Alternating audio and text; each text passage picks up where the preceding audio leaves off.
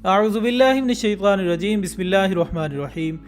ناظرین اکرام، قدرت نے جہاں انسان کو اشرف المخلوقات قرار دیا، وہاں صنف نازک کو اس جنت ارضی کی حور کا درجہ بھی حاصل ہے۔ تاریخ میں اماں ہوا کے بعد لاتعداد ایسی ماؤں اور بہنوں کا تذکرہ ملتا ہے جنہوں نے اپنی فراست، عقل و دانش اور اجلے کردار کے ساتھ ایسے گوہر یگانہ تراشے جن کی بدولت نہ صرف تہذیبی ارتقاء کے مراحل طے ہوئے بلکہ معاشرتی رانائیوں کو بھی نئی زندگی ملی۔ قدرت کی اس حسین تخلیق کو جب بیٹی کا مقام حاصل ہوا تو یہ حضرت فاطمہ الزہرا رضی اللہ تعالیٰ عنہ کی صورت خواتین جنت کی سردار بن گئی۔ بیوی کے منصب پر فائز ہوئی تو اس نے حضرت خدیجۃ الکبریٰ اور حضرت عائشہ صدیقہ رضی اللہ تعالی عنہا جیسے خوشبودار اور معطر کرداروں سے انسانیت کے خد و خال سنوارے، اور یہی صنف نازک جب بہن جیسے معصوم اور حسین رشتے کی ضامن بنی تو حضرت خولہ اور جناب زینب کی حیت کی شکل میں امر ہو کر رہ گئی۔ لیکن ناظرین، جیسا کہ آپ جانتے ہوں گے کہ اس کائنات کی ہر تخلیق کے ازل سے ہی دو پہلو رہے ہیں جن کو ہم اگر اندھیرے اور اجالے سے تشبیہ دے سکیں تو بات کسی حد تک واضح ہو سکتی ہے۔ تاریخ کے اوراق میں ایسے کردار بھی محفوظ ہیں جنہیں ابلیس زادیاں بن کر اس زمین کو فساد سے بھر دیا۔ ہم بات کر رہے ہیں قریب 1200 قبل مسیح کے اس طاقتور لیکن بد نصیب کردار کے اذیت ناک انجام کی جس کو اوراق تاریخ میں سیمسن کے نام سے یاد کیا جاتا ہے۔ ناظرین، یہ وہ زمانہ تھا جب بنی اسرائیل حضرت موسیٰ علیہ السلام کے دنیا سے پردہ فرمانے کے بعد گناہوں کی دلدل میں دھنس رہے تھے۔ اللہ تعالیٰ نے ان کے گناہوں کی پاداش میں ان پر ایک ظالم اور جابر قوم عمالقہ کو مسلط کر دیا، جنہوں نے نہ صرف ان کے شہر تک چھین لیے بلکہ ایک بڑی تعداد کو غلام بھی بنا لیا۔ اور پھر حکمت الہی کی بدولت اسی پرآشوب دور میں بنی اسرائیل کے ایک خاندان میں ایک ایسے بچے نے جنم لیا جو کہ جسمانی طور پر انتہائی طاقتور ہونے کی وجہ سے نہ صرف سینکڑوں انسانوں پر بھاری تھا بلکہ اس کے مقابلے میں آنے والے شیر بھی اپنی زندگی ہار بیٹھتے تھے۔ کہا جاتا ہے کہ یہ ابھی اپنی ماں کے پیٹ میں ہی تھا کہ اس کی ماں نے اس دعا کے ساتھ یہ منت مانی کہ اگر اس کے ہاں بیٹا پیدا ہوا تو وہ زندگی بھر اس کے بال نہیں کٹوائے گی۔ نو مولود کا نام سیمسن رکھا گیا جو کہ اپنی زندگی کے ساتھ ساتھ اس قدر طاقتور ہوتا گیا کہ انسان تو کجا جنگل کے درندے بھی اس کی طاقت کے سامنے بے بس تھے۔ کہتے ہیں کہ سیمسن ایک دن اپنی جوانی کی بدمستیوں کے ساتھ جب عمالقہ کے علاقے میں گیا تو وہاں نہ صرف ایک خوبرو حسینہ اسے دیکھ کر اپنا دل ہار بیٹھی بلکہ خود سیمسن بھی اس کی زلفوں کا اسیر ہو کر رہ گیا،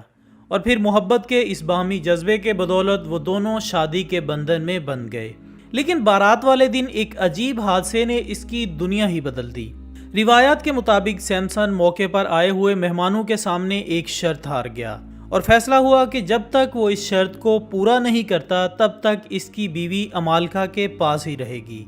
سو یہ طاقتور دیو وہاں سے مایوسی اور دل گرفتگی کے عالم میں اٹھا اور بنی اسرائیل کے ایک تجارتی قافلے پر حملہ آور ہو کر ان کے 30 آدمیوں کو موت کے گھاٹ اتارتے ہوئے ان سے تمام سامان چھین لیا تاکہ وہ شرط کی رقم ادا کر کے اپنی محبوبہ کی رفاقت حاصل کر سکے۔ لیکن جب وہ اس دولت کے ساتھ لوٹا تو اسے خبر ہوئی کہ اس کی بیوی تہمینہ کے والد نے اس کی شادی ایک عمالقہ سردار کے ساتھ کر دی ہے۔ یہ سن کر طاقت کا یہ پہاڑ غضبناک ہو گیا اور اس نے نہ صرف قوم عمالقہ کے کھیت جلا دیے بلکہ ان کے کئی افراد کو بھی قتل کر دیا۔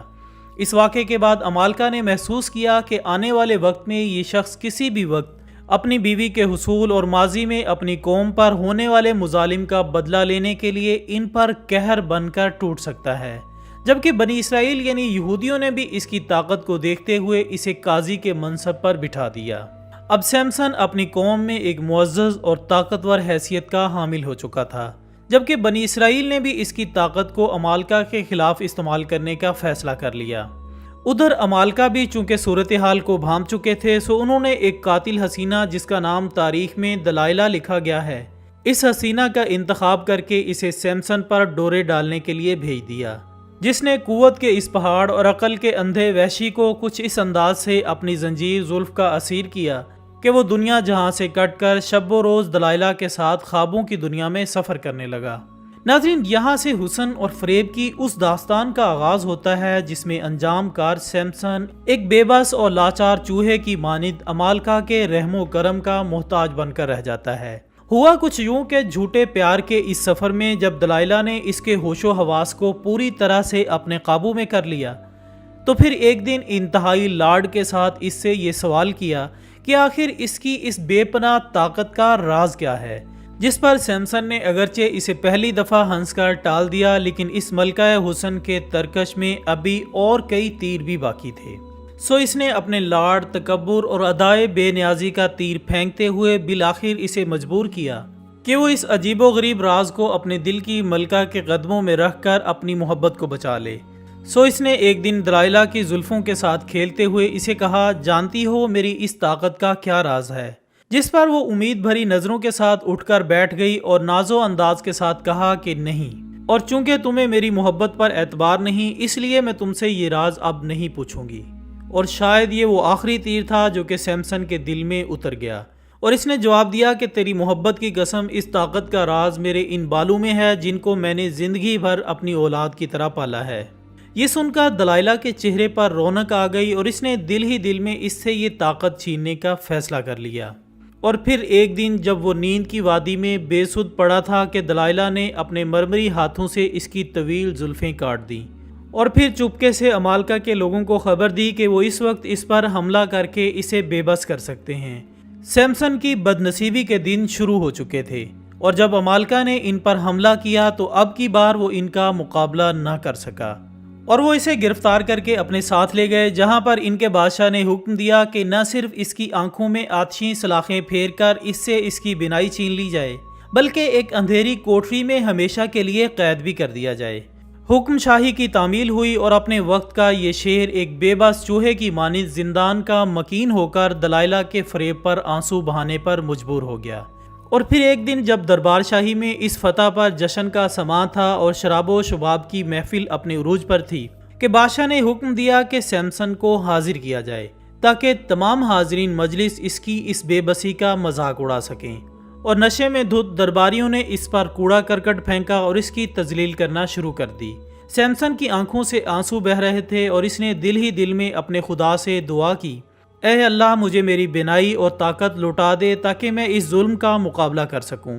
یہ قبولیت کی گھڑی تھی، سو اس نے محسوس کیا کہ وہ نہ صرف اپنے ارد گرد دیکھ سکتا ہے بلکہ اس کے جسم میں طاقت کا ایک سمندر بھی انگڑائیاں لینے لگا۔ اس نے اپنے ہاتھوں کی زنجیروں کو زور سے کھینچا اور وہ دونوں ستون بھی ٹوٹ گئے، جس کے نتیجے میں چھت ہی نیچے آ گری اور تاریخ انسانیت کے اس پہلے خود کا حملے میں سیمسن اور دلائلہ سمیت امالکا کے 40 افراد مر گئے، اور یوں یہ قصہ اپنے اختتام کو پہنچا۔ تو دوستو ہماری آج کی ویڈیو آپ کو کیسی لگی کومنٹس میں لازمی بتائیے گا۔